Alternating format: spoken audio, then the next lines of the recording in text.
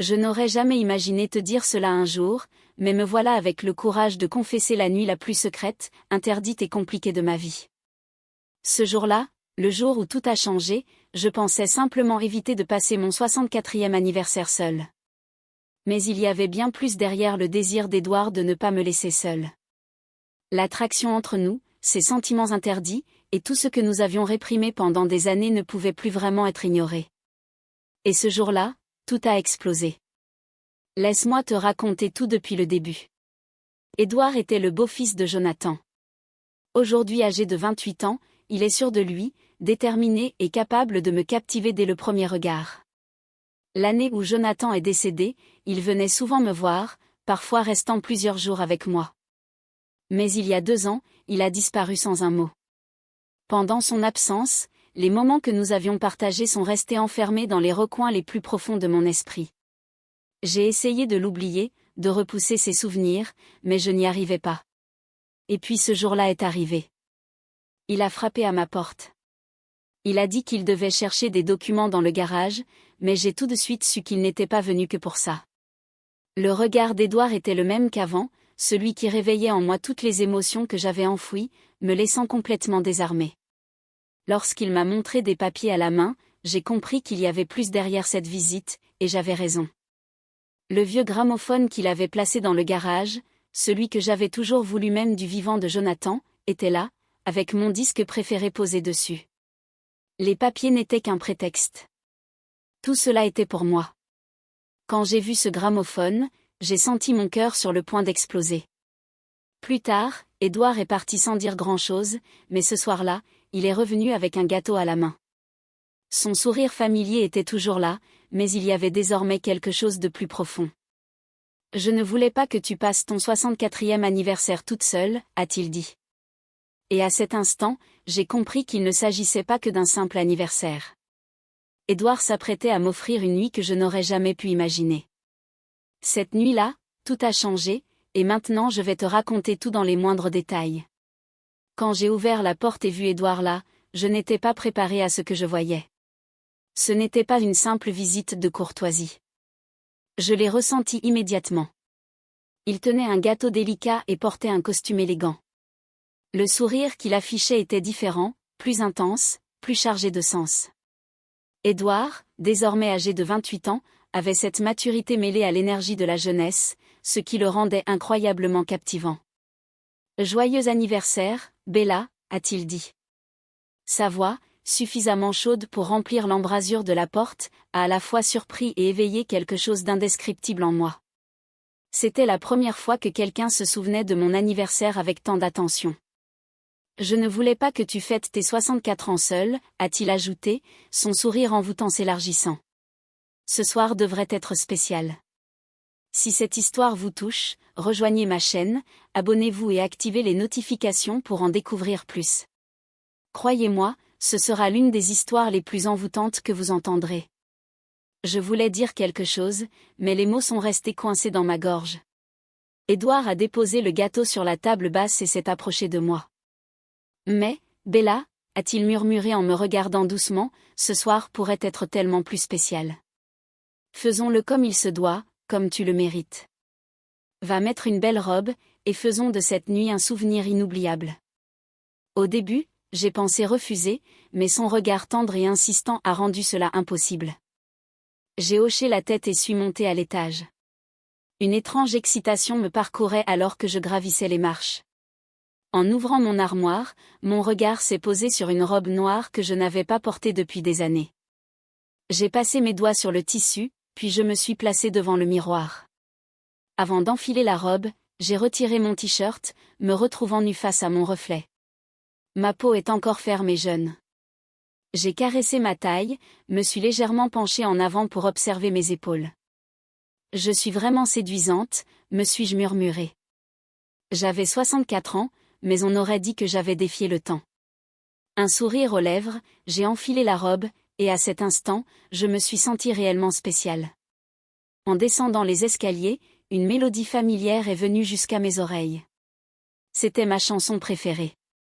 Mes pas se sont ralentis, et mon cœur s'est accéléré. Comment Édouard savait-il ? Je ne lui en avais jamais parlé. Troublée, mais intriguée, j'ai continué jusqu'au salon. Édouard avait installé le gramophone au milieu de la pièce et avait choisi avec soin le disque à faire jouer. Lorsqu'il m'a vu, ses yeux se sont illuminés. L'admiration dans son regard en disait long, même s'il ne prononçait aucun mot. « Comment savais-tu » ai-je demandé, incapable de cacher ma surprise. Édouard a esquissé un sourire tendre, son regard toujours accroché au mien. « Je t'ai écouté, Bella » a-t-il dit. « Tu pensais peut-être être celle qui m'écoutait toujours, mais en réalité, c'était moi qui t'écoutais. Chaque détail que tu as partagé, chaque passion que tu évoquais, je me souvenais de tout. » Ces paroles m'ont réchauffé le cœur. Cela faisait si longtemps que je ne m'étais pas sentie aussi vue, aussi entendue. Édouard s'est approché encore, tendant la main vers moi. « Ce soir, Bella, c'est tout pour toi. Je suis là pour te faire sentir spéciale. » Alors que la musique emplissait la pièce, je ne pouvais nier la profondeur et la détermination dans son regard. Nous nous sommes assis et avons commencé à parler, mais ce n'était pas une conversation ordinaire. Elle était empreinte de tous ces sentiments et émotions que nous avions refoulés si longtemps. L'attraction entre nous devenait de plus en plus forte à chaque seconde. La voix d'Édouard a brisé le silence profond et chargé d'émotions. « Sais-tu pourquoi je ne suis pas revenue avant, Bella ?» Sa question m'a prise au dépourvu, et j'ai plongé mon regard dans le sien, essayant de deviner où il voulait en venir. Il a marqué une pause, comme s'il choisissait soigneusement ses mots. « J'ai toujours été attiré par toi », a-t-il enfin avoué. Sa voix, douce, mais suffisamment puissante pour remplir toute la pièce. « J'ai toujours vu ce désir, cette passion, cette énergie en toi. Je l'ai toujours vu, mais ce que je ressentais me faisait peur, Bella. Je savais que je ne pouvais pas rester près de toi. Mon corps voulait courir vers toi, mais mon esprit ne cessait de me dire que c'était mal. » Ces mots envoyèrent une vague de chaleur à travers moi, mêlée à une confusion profonde. Mon cœur se mit à battre à tout rompre, mais je savais que je devais rester maîtresse de moi. Prenant une profonde inspiration, je le regardai. « Édouard, tu ne devrais pas dire ça, » répondis-je, bien que le tremblement dans ma voix trahissait mes émotions. « Je sais que je ne devrais pas, » dit-il en baissant légèrement la tête. Puis il releva les yeux vers les miens, et l'intensité de son regard me cloua sur place. « Mais je ne peux plus le retenir, Bella. Pendant 2 ans, je n'ai pas réussi à te sortir de mon esprit. Tes yeux, ton sourire, tout chez toi me hante. Où que j'aille, je te vois. Mon cœur refuse de t'oublier. » Son honnêteté et sa confession me surprirent autant qu'elles m'émurent profondément. Mes mains étaient étroitement serrées sur mes genoux, et je réalisais qu'elles tremblaient. « Édouard, ce n'est pas bien, » dis-je, même si je ne pouvais nier l'attirance magnétique que je ressentais pour lui. « Ce lien qui nous unit, ce n'est pas bien. » Édouard se pencha légèrement vers moi, s'agenouillant un peu sur son siège, incliné dans ma direction. Ses yeux brillaient d'une profonde détermination. « Bien ou mal, » dit-il, sa voix basse, mais résolue. « Je ne peux pas nier ce que je ressens. Et toi non plus, Bella. Tes yeux me disent tout. Tu sais que ce lien entre nous est réel. » Un instant, je restais silencieuse parce qu'il avait raison. Cette attirance entre nous avait toujours été là. Un lien que nous avions essayé d'ignorer pendant des années. Des sentiments que je refusais d'admettre, mais qui avaient grandi, m'envahissant un peu plus chaque jour. Et maintenant, dans son regard, dans ses mots, tout résonnait en moi. « Merci de ne pas m'avoir laissé seule ce jour-là, » dis-je enfin, la voix serrée par l'émotion. « Mais, Édouard, c'est dangereux. Si nous allons plus loin, aucun de nous ne pourra faire marche arrière. » Édouard tendit lentement la main et posa ses doigts sur les miens. Son toucher fit voler en éclats toutes les barrières logiques que j'avais bâties. « Et tu n'as pas envie de faire marche arrière, Bella, » dit-il. « Je veux juste vivre cet instant avec toi, te montrer ce que je ressens, te dire à quel point tu es spécial pour moi. » Mes larmes emplirent mes yeux, mais ces émotions ne me brisaient pas. Elles libéraient quelque chose de profond en moi. « Quand je te regarde, » continua-t-il, sa voix douce, mais intense, « je ne vois pas seulement la beauté, je vois la force, la passion et l'amour de la vie.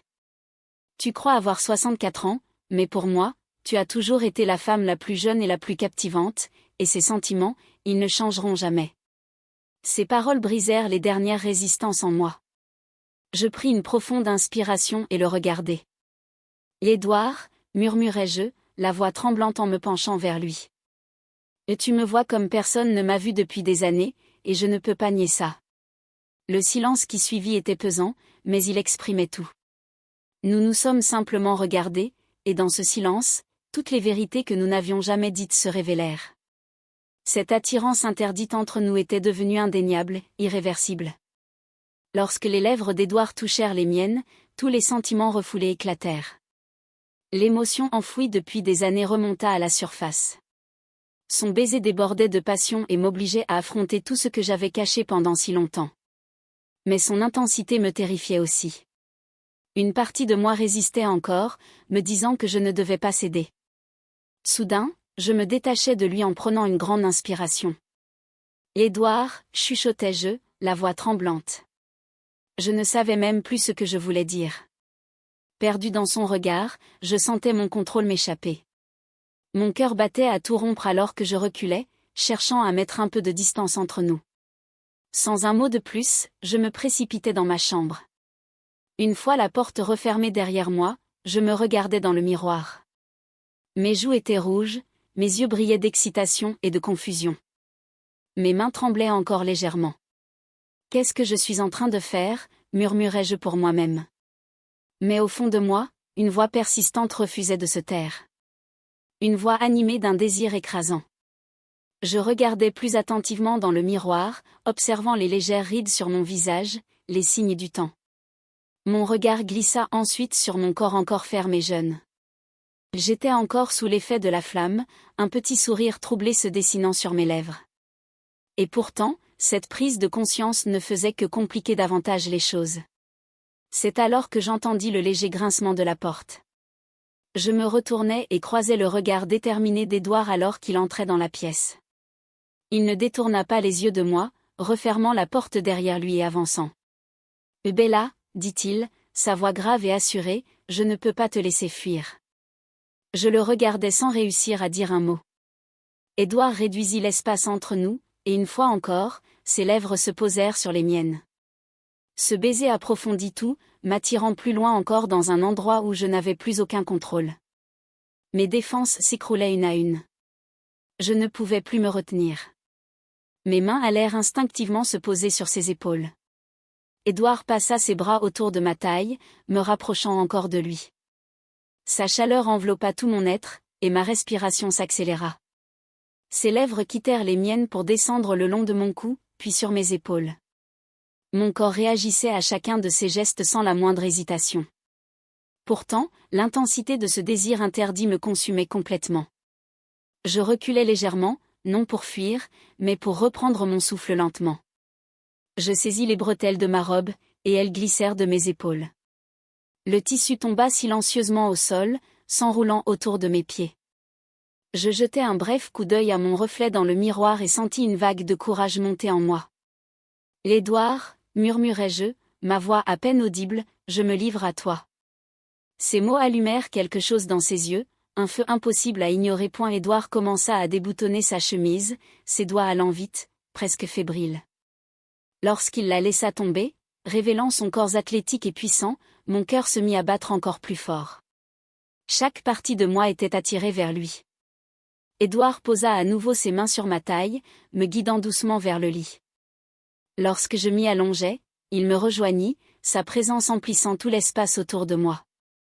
Ses baisers commencèrent dans mon cou, descendirent sur mes épaules et continuèrent à explorer chaque parcelle de moi. À chaque contact, il réveillait en moi des émotions et des passions enfouies depuis des années.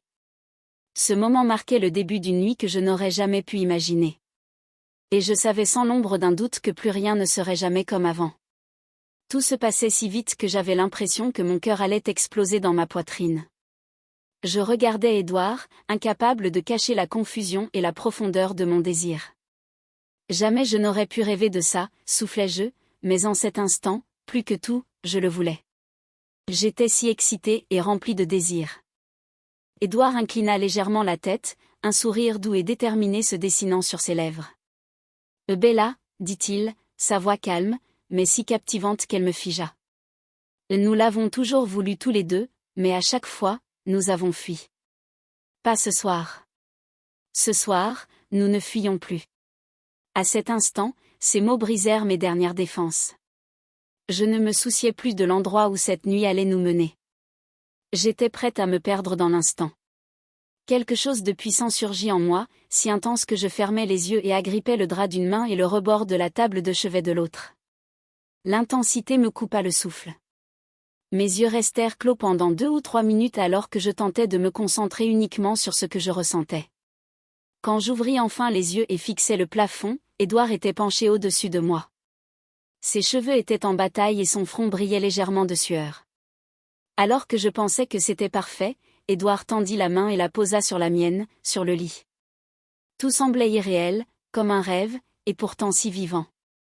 Quand je tournai la tête vers le miroir et que je nous aperçus dans cet état, je ne pus plus me retenir. Mes jambes se tendirent avec une telle force que j'ai eu l'impression de perdre connaissance. C'était un désir et une passion que je n'avais jamais connus auparavant, et je fus surprise par mes propres réactions. Et puis il y avait Édouard, si magnifique que j'avais peine à croire qu'il était réel. Ses joues étaient rouges, et il me couvrait de compliments. Ma voix trembla quand je murmurai « Édouard, tu es incroyable.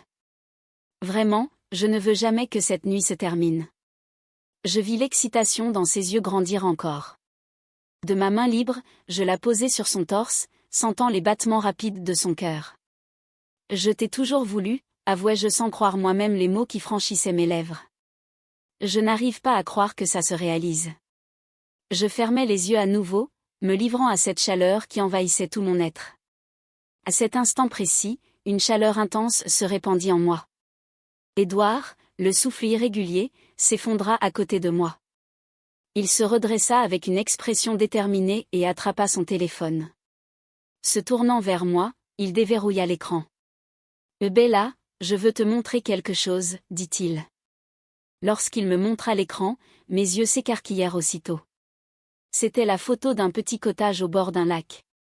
Un endroit paisible, simple et chaleureux. Exactement l'endroit dont j'avais toujours rêvé. « J'ai rêvé de nous, dit-il. » Sa voix à la fois sérieuse et remplie de désir. Loin de tout, loin de cette maison, juste nous deux. Demain matin, on ira voir cet endroit, et quand on y sera, je te demanderai de porter quelque chose que j'ai choisi pour toi parce que ce soir, j'ai vu la femme que j'ai toujours rêvé d'avoir. Cette femme, c'est toi, Bella. Ça a toujours été toi. Ces mots firent naître en moi une tempête. Mon cœur se mit à battre à tout rompre. Je le regardais, incapable de trouver mes mots. Ce n'était pas juste une histoire d'un soir, c'était une porte qui s'ouvrait sur quelque chose de bien plus grand. Et même si je ne savais pas ce qui nous attendait derrière cette porte, pour la première fois, je n'avais pas peur parce que je n'allais pas y entrer seule. Ce n'est que le début. Si tu es arrivé jusqu'ici, je sais que cette histoire t'a profondément touché. Il y a encore à raconter, et tu ne voudras pas manquer le moindre détail. N'oublie pas d'appuyer sur le bouton « Suivre », d'activer les notifications et de laisser un commentaire sur cette histoire. J'ai hâte de connaître ton avis. Retrouvons-nous dans les commentaires. Ton soutien compte énormément. Oui.